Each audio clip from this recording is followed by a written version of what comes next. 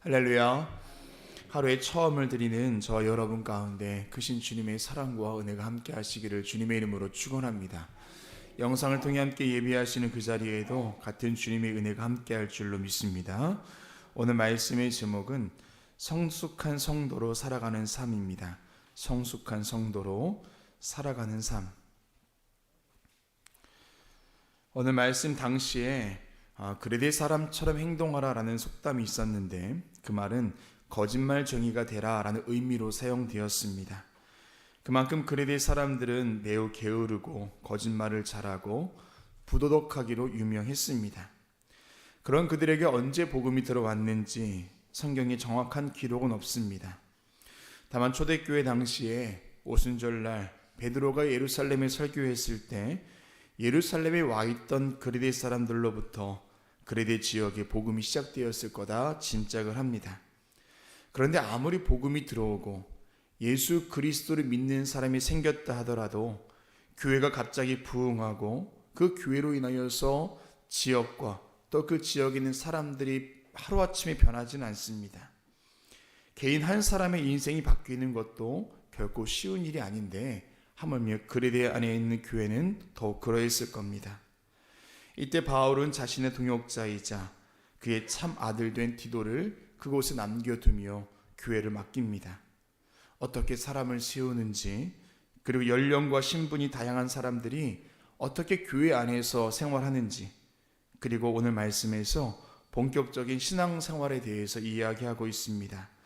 오늘 본문의 내용을 구분지어 보자면 1절과 2절은 성도의 기본적인 태도입니다.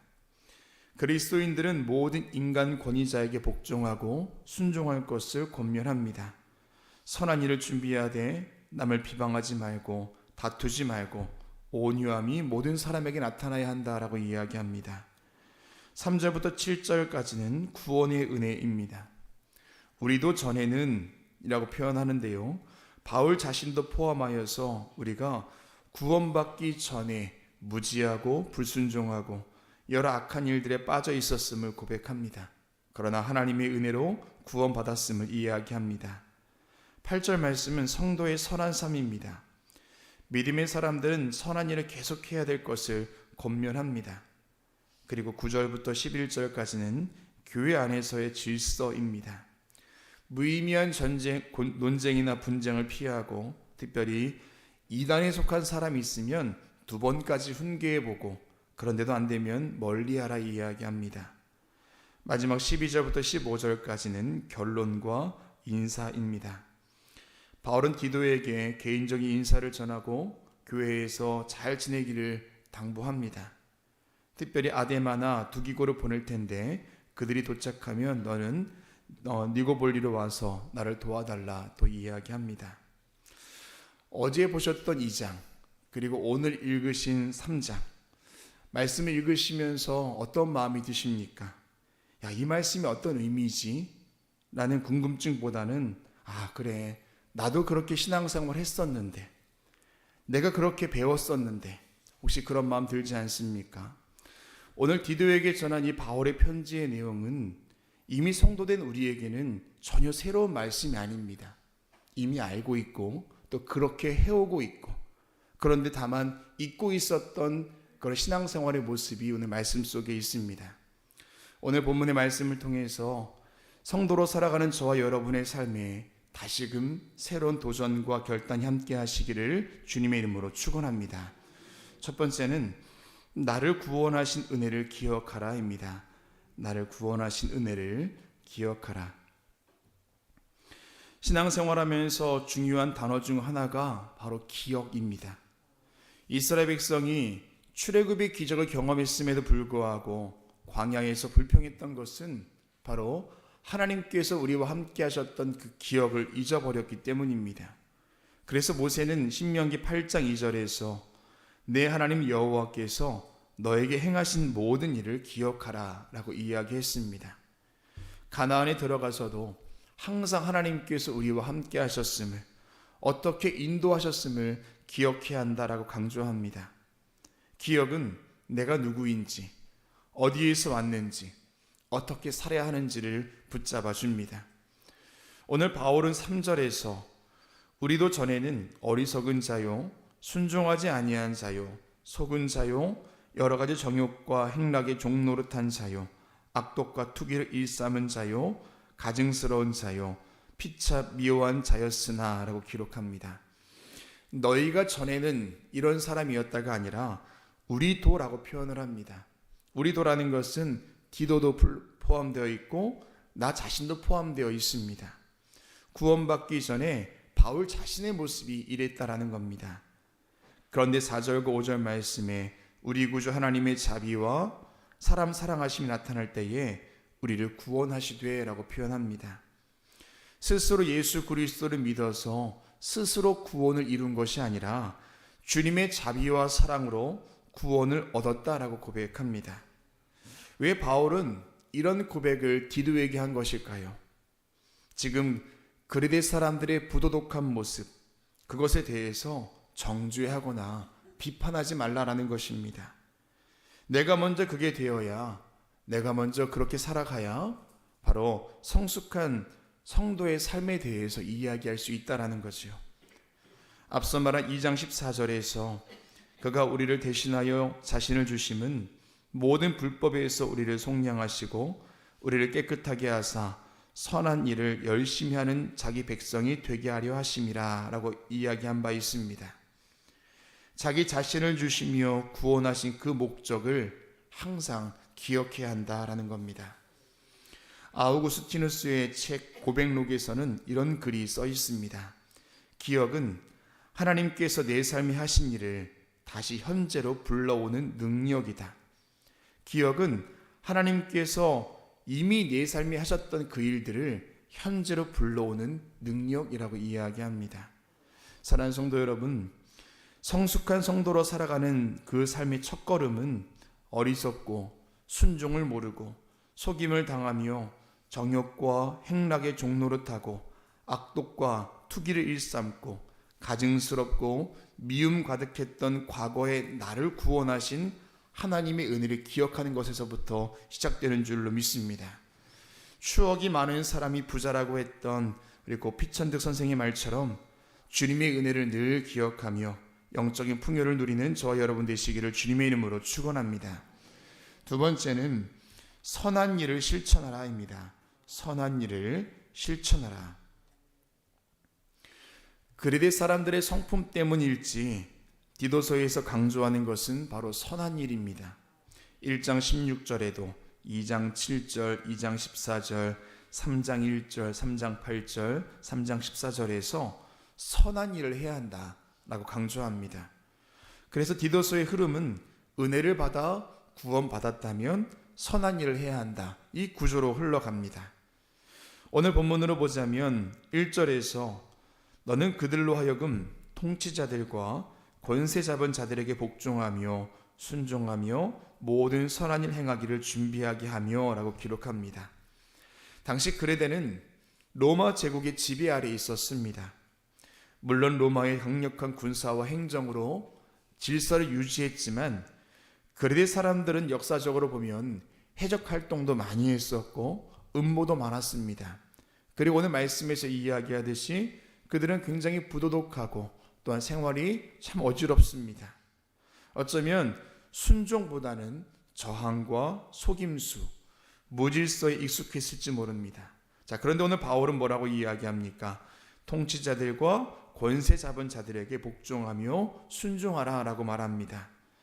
바울이 볼 때 은혜로 구원받은 성도라면 아무리 피지배민이라 할지라도 지배국 앞에서 모범적인 삶을 사는 것이 성도의 모습이요 선한 일이다라고 여겼다라는 것입니다. 마태복음 22장에서 예수님 당시에 유대인들은 로마의 식민 지배를 받으면서 세금 내는 문제를 두고 항상 불만이 많았습니다. 그런데 예수님께서 이렇게 말씀하시죠. 가이사의 것은 가이사에게, 하나님의 것은 하나님께 바치라. 정치적인 반란이나 회피를 권면하지 않았습니다.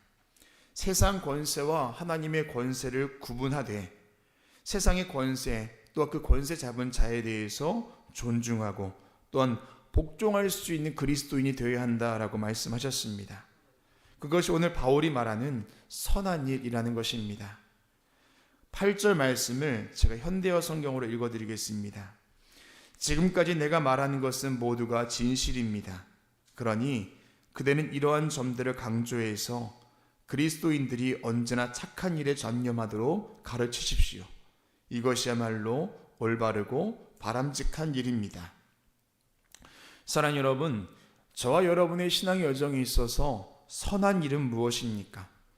복음을 가리우는 것이 아니라 오히려 복음이 빛날 수 있고 드러낼 수 있는, 2절에서 이야기하듯이 비방과 다툼이 아니라 온유함이 있는, 그로 인해 예수 그리스도의 삶이 증거되고 또한 그것이 올바르고 바람직한 그런 선한 일이 저와 여러분의 인생 가운데 무엇이 있습니까? 오늘 이 새벽에 그 선한 일이 무엇인지 떠오를 뿐만 아니라 내가 그 일을 하며 살겠노라 결단하는 저와 여러분 되시기를 주님의 이름으로 축원합니다. 마지막 세 번째는 신앙의 공동체를 세우라입니다. 신앙의 공동체를 세우라. 성숙한 성도는 개인의 신앙, 개인이 누리는 은혜와 하나님 주시는 복에 만족하지 않습니다. 교회와 신앙 공동체를 세울 책임을 가지고 있습니다. 신앙생활은 결코 혼자 하는 게 아닙니다. 완벽한 사람들이 모이는 공동체가 교회인 것도 아닙니다. 죄인들의 모임, 부족하고 연약한 사람들끼리의 모임, 그 연합 자체가 교회라는 것입니다. 자, 그런데 그 교회 안에는 항상 문제가 있습니다. 갈등이 생기고 분쟁이 생깁니다. 오늘 말씀 9절에서 어리석은 변론과 족보 이야기와 분쟁과 율법에 대한 다툼은 피하라. 이것은 무익한 것이요 헛된 것이니라 라고 이야기합니다. 선한 일을 하며 살아라. 적극적으로 권면하고 가르쳐야 하는데 다만 어리석은 변론과 족보 이야기, 분쟁과 율법에 대한 다툼을 피하라. 이것은 무익하고 헛되다라고 이야기하는 겁니다. 오늘날 교회 안에, 신앙 공동체 안에 갈등이 생기는 이유가 무엇일까요? 불필요한 말 때문에 그렇습니다. 신앙의 본질과 전혀 상관없는 이야기들이 항상 문제를 만든다라는 겁니다. 사도 바울은 이런 것을 피하라라고 이야기하고 있습니다. 무엇을 위해서일까요? 개인의 감정과 개인과 개인 간의 관계뿐만 아니라 신앙 공동체를 위해서 그리하라라고 이야기합니다. 또한 10절 말씀에 이단에 속한 사람을 한두 번 훈계한 후에 멀리하라 이야기합니다. 사사로운 감정과 관계로 인해서 공동체 안에 잘못된 신앙 가진 사람이 머물러 있는 것이 있다면 그것을 차단하라는 것입니다. 오늘날 우리가 말하는 이단이 바로 오늘 말씀에서 이야기하는 이단과 똑같은 의미입니다. 자, 그런데 이 단어는 교회를 분열하게 만드는 자라는 뜻을 더 강조하고 있습니다. 교회를 분열하게 만드는 자. 한두 번 훈계하지만 그렇지 않을 경우에는 멀리해야 하는 것 또한 서슴지 말아야 한다라고 이야기하죠. 왜냐하면 그런 사람은 뻔히 자기 자신이 교회를 분열하고 있다는 것을 알면서도 그리하는 사람이기 때문이다라고 이야기하고 있습니다. 사랑하는 여러분, 우리 공동체 안에 그런 사람이 있거든 훈계와 거리감으로 함께 하시고 더불어서 내가 그런 사람 되지 않도록 항상 깨어 기도하며 온전한 신앙 안에 머물러 살기를 주님의 이름으로 축원합니다. 오늘 말씀 속에서 사도 바울은 그레데 사람들, 특별히 디도를 축복하면서 그 안에 머물러야 할 성숙한 성도가 어떤 사람인지 이야기하고 있습니다. 더불어서 이것은 단순히 그레데 사람뿐만 아니라 오늘을 살아가는 저와 여러분 가운데도 성숙한 성도로 살아가는 삶의 결단으로 하는 권면인 줄로 믿습니다. 그런 믿음 가지고 살아가는 저와 여러분 되시기를 주님의 이름으로 축원합니다. 기도하겠습니다. 오늘 이 새벽에 우리를 깨워주시고 우리의 처음 시간을 주님께 드리며 우리의 첫 발걸음을 주님 전으로 인도하신 주님 감사를 드립니다. 늘 신앙 안에 머문다 이야기하지만 우리 안에 있는 죄성과 또한 나의 모습 때문에 하나님의 영광을 가리우고 성숙한 신앙인이 아니라 늘 연약하고 부족한 신앙인으로 살아갔던 우리의 모습이었음을 고백합니다. 오늘 말씀처럼 우리 안에 계신 예수 그리스도의 은혜를 늘 기억하게 하시고 그 은혜를 통하여서 우리의 삶에 선함이 있게 하시며 또한 그 모든 일들이 주님의 교회와 아름다운 공동체를 세우는 것에 쓰임받을 수 있도록 인도하여 주시옵소서. 오늘도 주님 전에 나올 때 귀한 예물 드린 손길 있습니다. 주님께서 받아주시고 써내려간 기도의 제목 위에 응답하여 주시며 더불어서 드려짐이 채워짐이 역사될 수 있도록 인도하여 주시옵소서. 오늘 한날의 삶도 주님께서 함께하여 주시사 주님의 장중에 우리가 있게 하여 주시옵시고 오늘 우리를 통하여서 예수 그리스도의 아름다운 모습들이 증거될 수 있도록 축복하여 주시옵소서. 예수님의 이름으로 기도합니다. 아멘.